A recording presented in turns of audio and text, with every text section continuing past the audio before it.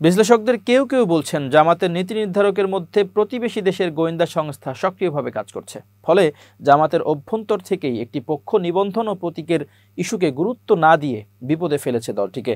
জুলাই আগস্টের তীব্র গণ আন্দোলনের মুখে ফ্যাসিস্ট হাসিনার পতনের ৮ মাস পার হলেও এখনও আপিল বিভাগে ঝুলছে জামাতে ইসলামীর নিবন্ধন মামলা। জামাতের দলীয় প্রতীক দাঁড়িপাল্লা ফিরে পাওয়ার বিষয়টি এখন সর্বোচ্চ আদালত সুপ্রিম কোর্টের সিদ্ধান্তের ওপর নির্ভর করছে। বিষয়টি নিয়ে সুপ্রিম কোর্টের আইনজীবী শিশির মনির কথা বলেছেন যুগান্তরের সঙ্গে। শিশির মনির বলেছেন, জামাতের নিবন্ধন মামলাটি একটা সার্টিফিকেটের আপিল। হাইকোর্টের রায়ের বিরুদ্ধে সুপ্রিম কোর্টে সার্টিফিকেটের আপিল হয়েছে। এই সার্টিফিকেটের আপিল মানেই সংবিধানের গুরুত্বপূর্ণ বিষয় জড়িত। যেহেতু সার্টিফিকেটের আপিল, তাই সার্টিফিকেটের আপিলটা পূর্ণাঙ্গভাবে শুনানি হওয়া প্রয়োজন। পূর্ণাঙ্গ শুনানি শুরুও হয়েছে।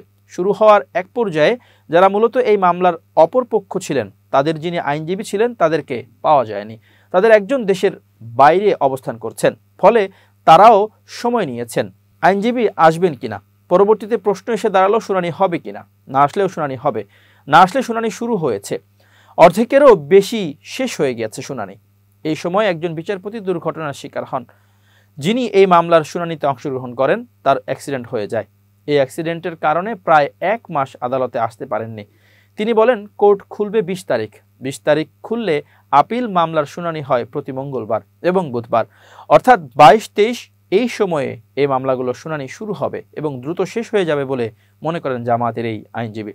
এ বিষয়ে জামায়াতের সহকারী সেক্রেটারি জেনারেল মাওলানা আব্দুল হালিম বলেন, জামাত 1979 সাল থেকে শুরু করে 2018 সাল পর্যন্ত বাংলাদেশে অনুষ্ঠিত জাতীয় নির্বাচনগুলোতে অংশ নিয়েছে। এ পর্যন্ত জামাতের 55 জন জাতীয় সংসদে প্রতিনিধিত্ব করেছেন।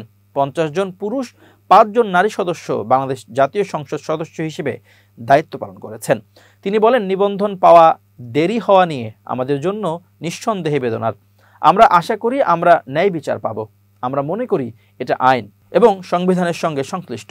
তিনি আরও বলেন, জামাতে ইসলামী তো এদেশের মানুষের সমর্থন নিয়ে রাজনৈতিক দল হিসেবে কাজ করেছেন।